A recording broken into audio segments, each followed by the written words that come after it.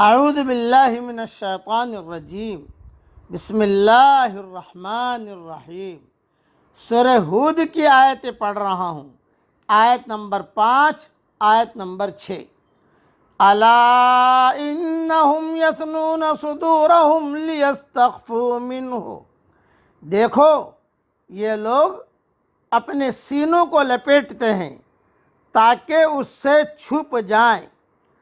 الا حین یستغشون ثیابہم یعلم ما یسرون وما یعلنون انہ علیم بذات الصدور۔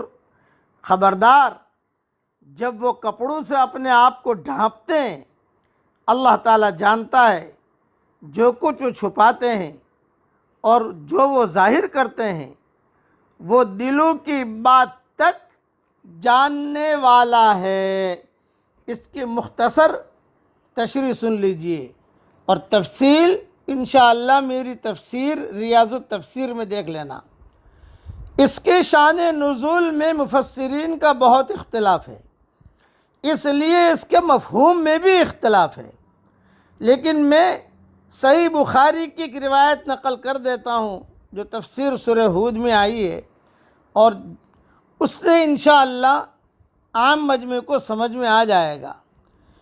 شان نزول سے معلوم ہوتا ہے کہ یہ ان مسلمانوں کے بارے میں یہ آیت نازل ہوئی ہے جو غلبہ حیا کی وجہ سے قضائے حاجت اور بیوی سے ہم بستری کے وقت برہنہ ہونا پسند نہیں کرتے تھے کہ اللہ تعالی ہمیں دیکھ رہا ہے، اس لیے ایسے موقعوں پر وہ شرمگاہ کو چھپانے کے لیے اپنے سینوں کو دوہرا کر لیتے تھے۔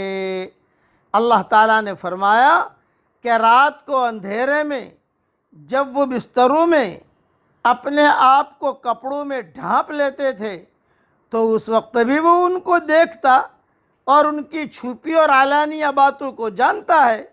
مطلب یہ کہ شرم و حیا کا جذبہ اپنی جگہ بہت اچھا ہے، لیکن اس میں اتنا غلو اور افراط بھی صحیح نہیں، اس لیے کہ جس ذات کے خاطر وہ ایسا کرتے ہیں اس سے تو پھر بھی وہ نہیں چھپ سکتے، تو پھر اس طرح کے تکلف کا کیا فائدہ۔